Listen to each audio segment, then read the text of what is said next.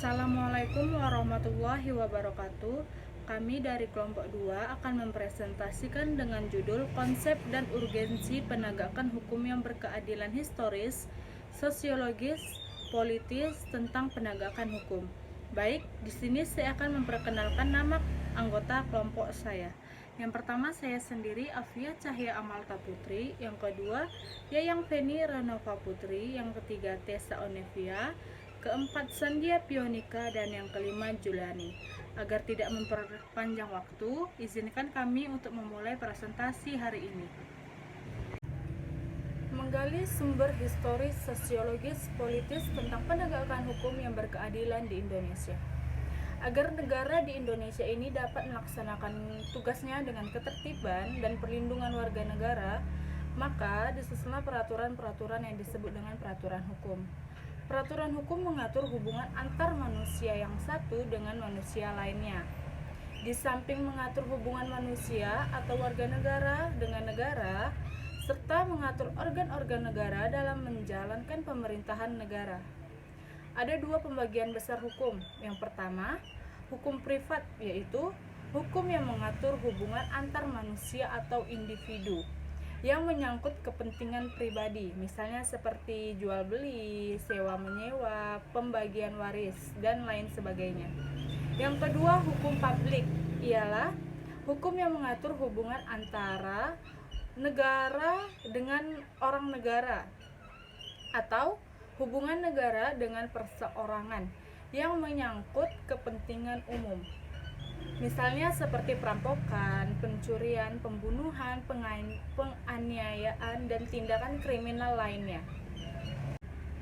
Gustav Radbert, seorang ahli filsafat Jerman, dia menyatakan bahwa untuk menegakkan hukum harus ada 3 unsur. Yang pertama, Gerechtigkeit atau unsur keadilan, yang kedua Zweckmäßigkeit atau unsur kemanfaatan, dan yang ketiga Sicherheit atau unsur kepastian.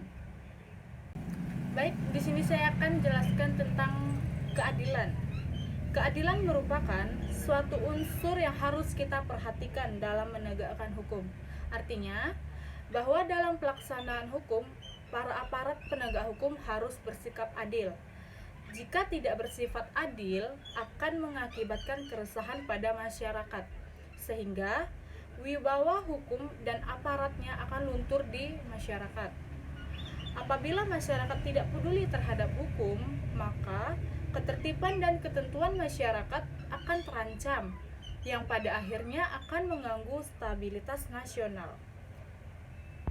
Baik, saya akan melanjutkan presentasi dari Afia, yaitu yang kedua, kemanfaatan. Selain unsur keadilan, para aparatur penegakan hukum dalam menjalankan tugasnya harus memperhatikan agar proses penegakan hukum dan pengambilan keputusan memiliki manfaat bagi masyarakat. Hukum harus bermanfaat bagi manusia. Oleh karena itu, pelaksanaan hukum atau penegakan hukum harus memberi manfaat atau kegunaan bagi manusia. Yang ketiga, kepastian hukum. Unsur ketiga dari penegakan hukum adalah kepastian hukum. Artinya, penegakan hukum pada hakikatnya adalah perlindungan hukum terhadap tindakan sewenang-wenangan. Adanya kepastian hukum memungkinkan seseorang akan dapat memperoleh sesuatu yang diharapkan. Misalnya, seseorang yang melanggar hukum akan dituntut bertanggung jawab atas perbuatannya. Itu melalui proses pengadilan, dan apabila terbukti bersalah akan dihukum. Oleh karena itu, adanya kepastian hukum sangat penting. Orang tidak akan mengetahui apa yang harus diperbuat bila tanpa kepastian hukum, sehingga akhirnya akan timbul keresahan. Dalam rangka menegakkan hukum, aparatur penegakan hukum harus menunaikan tugas sesuai dengan tuntutannya yang ada dalam hukum material dan hukum formal. 1. Lembaga penegakan hukum. Untuk menjalankan hukum sebagaimana mestinya, maka dibentuk beberapa lembaga aparat penegakan hukum, yaitu antara lain, yang pertama, kepolisian yang berfungsi utama sebagai lembaga penyelidik. Kedua, kejaksaan yang berfungsi utamanya sebagai lembaga penuntut. Ketiga, kehakiman yang berfungsi sebagai lembaga pemutus atau pengadilan. Yang terakhir, yang keempat, lembaga-lembaga penasehat atau memberi bantuan hukum. A. Kepolisian. Kepolisian negara ialah alat negara penegak hukum yang terutama bertugas memelihara keamanan dan ketertiban di dalam negeri. Dalam kaitannya dengan hukum, khususnya hukum acara pidana, kepolisian negara bertindak sebagai penyelidik dan penyidik. Menurut Undang-Undang Pasal 4 Undang-Undang Nomor 8 Tahun 1981 tentang Undang-Undang Hukum Acara Pidana atau KUHAP. Penyelidik adalah setiap pejabat polisi negara Republik Indonesia. Penyelidik mempunyai 4 wewenang. Yang pertama, menerima laporan atau pengaduan dari seseorang tentang adanya tindakan pidana. Kedua, mencari keterangan dan barang bukti. Ketiga, menyuruh berhenti seseorang yang dicurigai dan menanyakan serta memberikan tanda pengenalan diri. Yang terakhir, keempat, mengadakan tindakan lain menurut hukum yang bertanggung jawab. Atas perintah penyelidik dapat melakukan tindakan berupa yang pertama, penangkapan, larangan meninggalkan tempat, penggeledahan dan penyitaan. Kedua, pemeriksaan dan penyitaan surat. Ketiga, mengambil sidik jari dan memotret seseorang. Keempat, membawa dan menghadapkan seseorang pada penyidik. Setelah itu, penyelidik berwenang membuat dan menyampaikan laporan hasil pelaksanaan tindakan tersebut di atas kepada penyidik. Selain selaku penyelidik, polisi bertindak pula sebagai penyidik. Menurut Pasal 6 Undang-Undang Nomor 8 Tahun 1981 yang bertindak sebagai penyidik ada dua, yaitu yang pertama, pejabat polisi negara Republik Indonesia. Kedua, pejabat pegawai negeri sipil tertentu yang diberi wewenang khusus oleh undang-undang. Penyidik karena kewajibannya mempunyai wewenang sebagai berikut. Yang pertama, menerima laporan dan pengaduan dari seorang tentang adanya tindakan pidana. Dua, melakukan tindakan pertama pada saat di tempat kejadian. Tiga, menyuruh berhenti seorang tersangka dan memeriksa tanda pengenalan diri dari tersangka. Empat, melakukan penangkapan, penahanan, penggeledahan, dan penyitaan. Lima, melakukan pemeriksaan dan penyitaan surat. 6. Mengambil sidik jari dan memotret seseorang. 7. Mengambil orang untuk didengar dan diperiksa sebagai tersangka atau saksi. 8. Mendatangkan orang ahli yang diperlukan dalam hubungannya dengan pemeriksaan perkara. 9. Mengadakan penghentian penyidikan. 10. Yang terakhir, mengadakan tindakan lain menurut hukum yang bertanggung jawab. Baik, selanjutnya akan disampaikan oleh Yayang. Baik, saya akan melanjutkan presentasi dari teman saya. Kejaksaan. Dalam Undang-Undang Nomor 16 Tahun 2004 tentang Kejaksaan Republik Indonesia, dinyatakan bahwa jaksa adalah pejabat fungsional yang diberi wewenang oleh undang-undang untuk bertindak sebagai penuntut umum dan pelaksanaan keputusan pengadilan yang telah memperoleh kekuatan hukum tetap serta wewenang lain berdasarkan undang-undang. Jadi, kejaksaan adalah lembaga pemerintahan yang melaksanakan kekuasaan negara di bidang penuntutan. Sedangkan yang dimaksud penuntutan adalah tindakan penuntut umum untuk melimpahkan perkara ke pengadilan negeri yang berwenang dalam hal dan menurut cara yang 195 diatur dalam hukum acara pidana dengan permintaan supaya diperiksa dan diputuskan oleh hakim di sidang pengadilan. Jaksa juga memiliki wewenang antara lain menerima dan memeriksa berkas perkara penyidikan, membuat surat dakwaan, melimpahkan perkara ke pengadilan negeri sesuai dengan peraturan yang berlaku, menuntut pelaku yang berbuat melanggar hukum atau tersangka dengan hukuman tertentu. Yang selanjutnya, melaksanakan penetapan hakim dan lain-lainnya. Dalam kaitannya dengan pelaksanaan atau penegakan hukum, kejaksaan berkedudukan sebagai lembaga pemerintahan yang melaksanakan kekuasaan negara di bidang penuntutan. Berdasarkan Pasal 4 Undang-Undang Nomor 16 Tahun 2004 tentang Kejaksaan Republik Indonesia.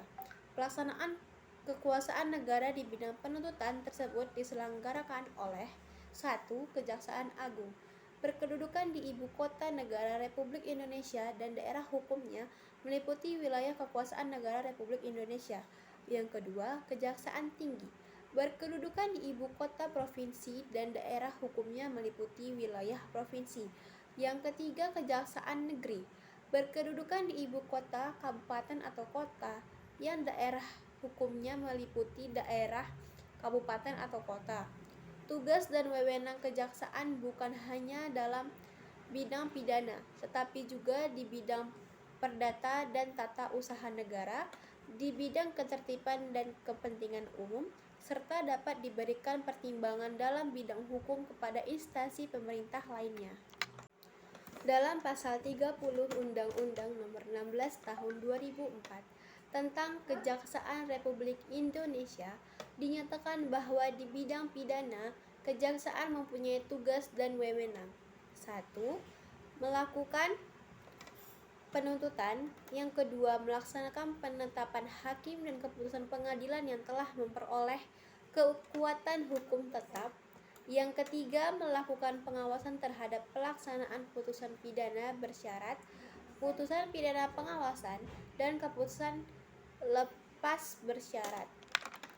Yang keempat, melakukan penyelidikan terhadap tindak pidana 196 tertentu berdasarkan undang-undang. Yang kelima, melengkapi berkas perkara tertentu dan untuk itu dapat melakukan pemeriksaan tambahan sebelum dilimpahkan ke pengadilan dan yang dalam pelaksanaannya dikoordinasikan dengan penyidik. Dalam bidang ketertiban dan ketentraman umum, kejaksaan turut menyelenggarakan kegiatan seperti 1. Peningkatan kesadaran hukum masyarakat. Yang kedua, pengamanan kebijakan penegakan hukum. Yang ketiga, pengawasan peredaran barang cetakan. Yang keempat, pengawasan kepercayaan yang dapat membahayakan masyarakat dan negara. Yang kelima, pencegahan penyalahgunaan dan atau penodaan agama.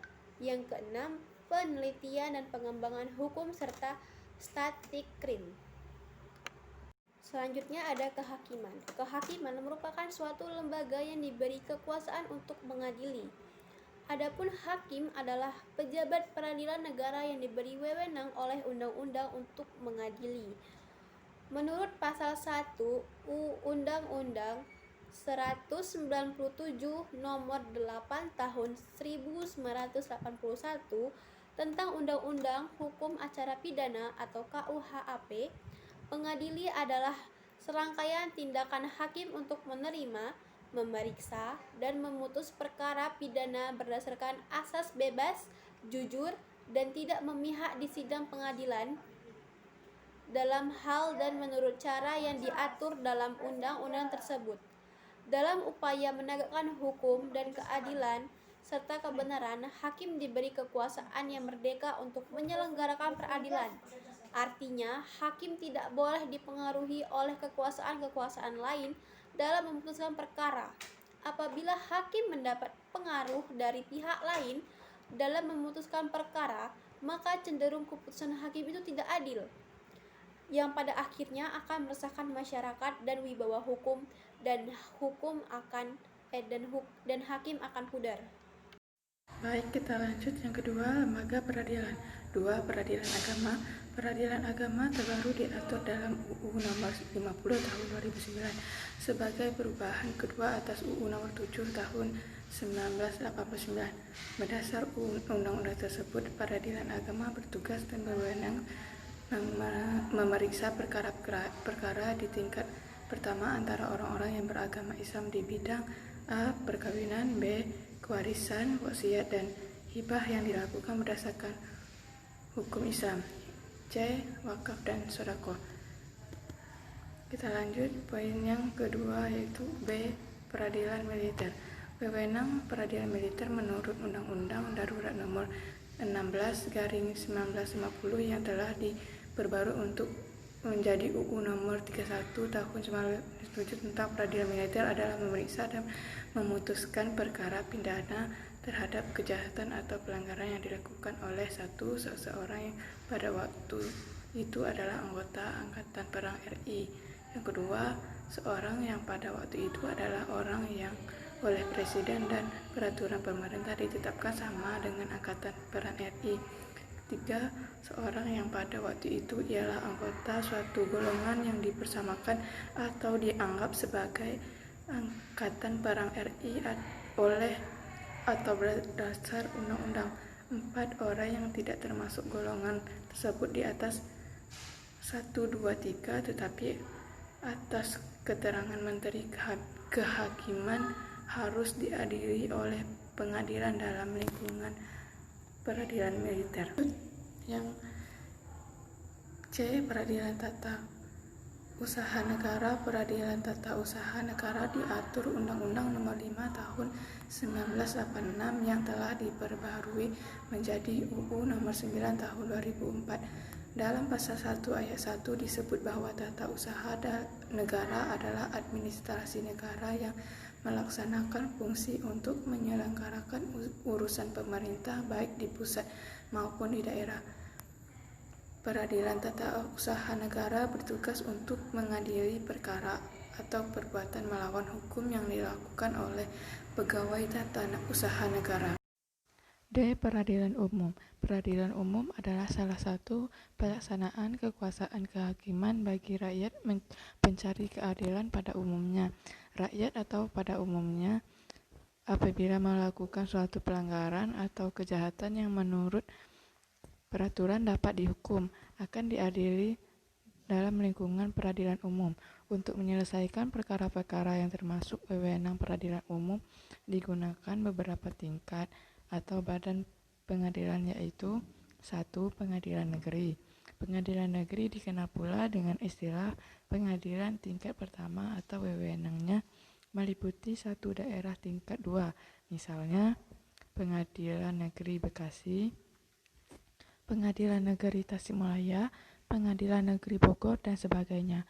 Dikatakan pengadilan tingkat pertama karena pengadilan negeri merupakan badan pengadilan yang pertama atau permulaan dalam menyelesaikan perkara-perkara hukum. Oleh karena itu, pada dasarnya setiap perkara hukum harus diselesaikan terlebih dahulu oleh pengadilan negeri sebelum menempuh pengadilan tingkat banding. Untuk memperlancar proses pengadilan, di pengadilan negeri terdapat beberapa unsur, yaitu pimpinan, anggota hakim, panitera, sekretaris, dan jurusita. Adapun fungsi pengadilan negeri adalah memeriksa dan memutuskan serta menyelesaikan perkara dalam tingkat pertama dari segala perkara perdata dan perkara pidana sipil untuk semua golongan penduduk. 2. Pengadilan tinggi. Putusan hakim pengadilan tinggi yang dianggap oleh salah satu pihak belum memenuhi rasa keadilan dan kebenaran dapat diajukan banding. Proses banding tersebut ditangani oleh pengadilan tinggi yang berkedudukan di setiap ibu kota provinsi. Dengan demikian, pengadilan tinggi adalah pengadilan banding yang mengadili lagi pada tingkat kedua atau tingkat banding suatu perkara perdata atau perkara pidana yang telah diadili diputuskan oleh pengadilan negeri. Pengadilan tinggi hanya memeriksa atas dasar pemeriksaan berkas perkara saja, kecuali bila pengadilan tinggi merasa perlu untuk langsung mendengarkan para pihak perkara. Daerah hukum pengadilan tinggi pada asasnya adalah meliputi satu daerah tingkat 1. Menurut UU Nomor 2 Tahun 1986, tugas dan wewenang pengadilan tinggi adalah menyelesaikan perkara pidana dan perdata di tingkat banding. Yang B. Mengadili di tingkat pertama dan terakhir sengketa kewenangan mengadili antar pengadilan negeri di daerah hukumnya. Pengadilan tinggi mempunyai susunan sebagai berikut: pimpinan, hakim anggota, panitera, dan sekretaris. Sedangkan pembentukan pengadilan tinggi dilakukan melalui undang-undang. Baik, perkenalkan nama saya Juliani. Di sini saya akan melanjutkan penjelasan dari Sandia Pianika. 3. Pengadilan tingkat. Pengadilan tingkat kasasi dikenal pula dengan sebutan Pengadilan Mahkamah Agung. Di negara kita, Mahkamah Agung merupakan badan pengadilan yang tertinggi. Kewajiban Pengadilan Mahkamah Agung terutama adalah melakukan pengawasan tertinggi atas tindakan-tindakan segala pengadilan lainnya di seluruh Indonesia.